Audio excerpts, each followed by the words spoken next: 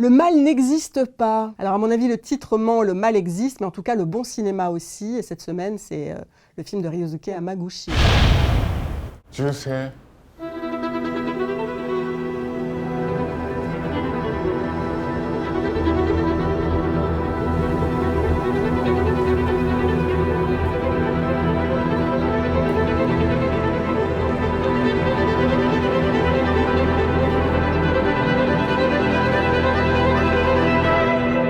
C'est un cinéaste qu'on connaît depuis quelques années, qu'on adore. Drôle de projet puisqu'au départ c'est une commande de sa compositrice Eiko Ishibashi. Elle avait signé la musique de Drive My Car et puis on lui propose à elle en gros de mettre des images sur ses compositions. Et évidemment elle se tourne vers Ryosuke Hamaguchi. Elle a signé une partition très grave, très mélancolique, avec beaucoup de cordes, quelque chose d'un peu fantomatique, un peu entêtant. Et lui, il a inventé une histoire qui se passe dans un village très paisible, ravissant, entouré d'une forêt, baigné de nature, où un père, dont on comprend assez rapidement qu'il est veuf, élève sa petite fille.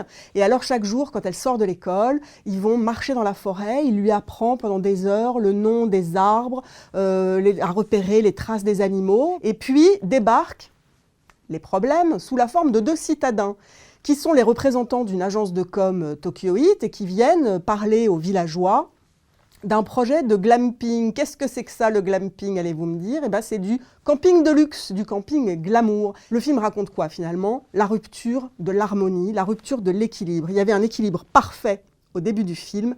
L'équilibre est rompu. On court vers le drame.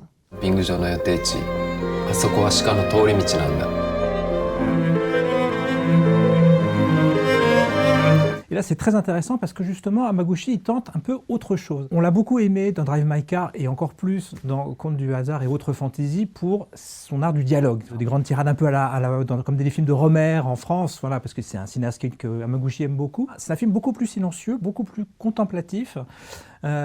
Et c'est la partie la plus réussie du film, c'est-à-dire vraiment les scènes au début dans la nature, les scènes également à la fin, avec des très belles idées de mise en scène, notamment un travelling latéral au début du film qu'on va retrouver d'une autre manière à la fin du film comme un écho, mais un écho très sombre. Voilà, il y a plein d'idées, de jolies trouvailles de mise en scène comme ça.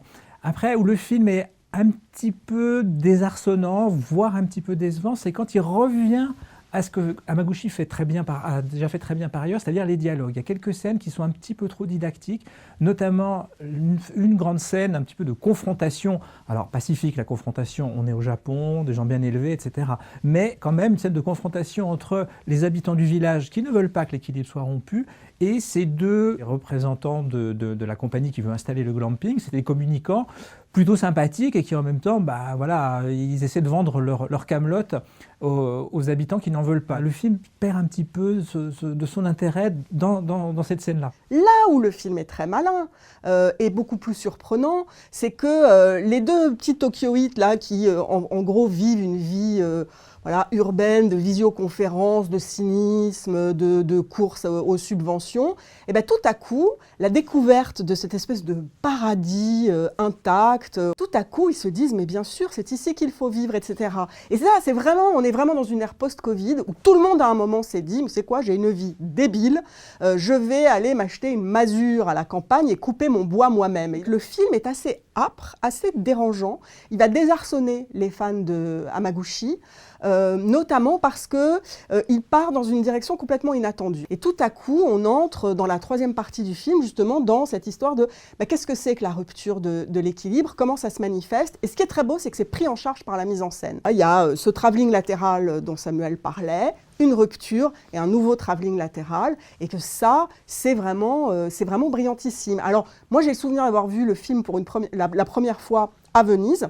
J'ai souvenir de festivaliers sortant de la salle et disant « Oh, mais vous avez compris la fin ?» Eh ben non, pas tellement, voilà. Et en même temps, quelle merveille de voir un film un peu mystérieux, un film qui va vous habiter longtemps, qui va vous poser des questions auxquelles vous allez repenser en disant « Mais j'en suis où avec la fin de Le mal n'existe pas ?» Pour moi, le film est vraiment très bien. Le mal n'existe pas, c'est un très bon film, c'est bien.